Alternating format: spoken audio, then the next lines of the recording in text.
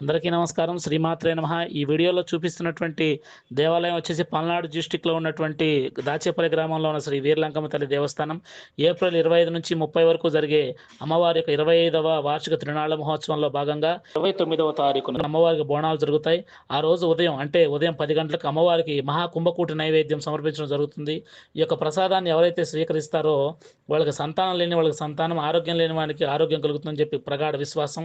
ఈ అమ్మవారి కుంభకూట నైవేద్యం తీసుకున్న వాళ్ళు ఖచ్చితంగా వేలాదిగా మా ఊర్లో పిల్లలు కలిగిన వాళ్ళు చాలామంది ఉన్నారు. అలానే ఈ అమ్మవారికి మొక్కుకొని కుంభకూట నైవేద్యం తీసుకున్న తర్వాత పుట్టినటువంటి పిల్లలందరికీ కూడా చాలామందికి ఆ అమ్మవారి పేరు అంకారావు అని చెప్పి, అహల్య అని, ఆద్య అని చెప్పి, అక్షయ అని చెప్పి, అమూల్య అని చెప్పి ఎందరో మంది పేర్లు పెట్టుకున్నారు. ఇవి కళ్ళ ఎదురుగా ఉన్నటువంటి సాక్ష్యాలు. ఒక్కసారి అమ్మవారిని మీద భక్తితో వచ్చి ఈ దేవాలయాన్ని సేవించండి, కుంభకూట నైవేద్యాన్ని స్వీకరించండి. ఎంతో ఘనంగా వీరంగ నృత్యాలతో, ఆచారవంతులతో, బ్రాహ్మణోత్తముల వేద ఆశీర్వచనాల చేత ఈ కుంభకూటి నైవేద్యం అమ్మవారికి అర్పించడం జరుగుతుంది. ఈ కుంభకూటి నైవేద్యం అమ్మవారు ఒక్కసారిగా స్వీకరించిన తర్వాత దాన్ని మనకు ప్రసాదంగా ఇస్తారు. కాబట్టి ఈ నైవేద్యాన్ని ఎవరైతే తీసుకుంటారో ఖచ్చితంగా సంతానం కలుగుతుందని చెప్పి మా ఊరు వారందరూ చాలా నమ్ముతారు.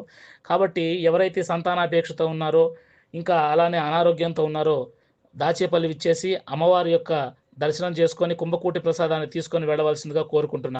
ఎవరైతే ఈ వీడియోని చూస్తున్నారో షేర్ చేయండి, సబ్స్క్రైబ్ చేయండి, లైక్ చేయండి. ఇంకా ఎవరెవరైతే సంతానం లేక పిల్లల కోసం ఇబ్బంది పడుతున్నారో వాళ్ళకి ఈ వీడియోని ఫార్వర్డ్ చేయండి. ఆ యొక్క పిల్లలు కలిగినటువంటి పుణ్యంలో మీరు భాగస్తులవ్వండి.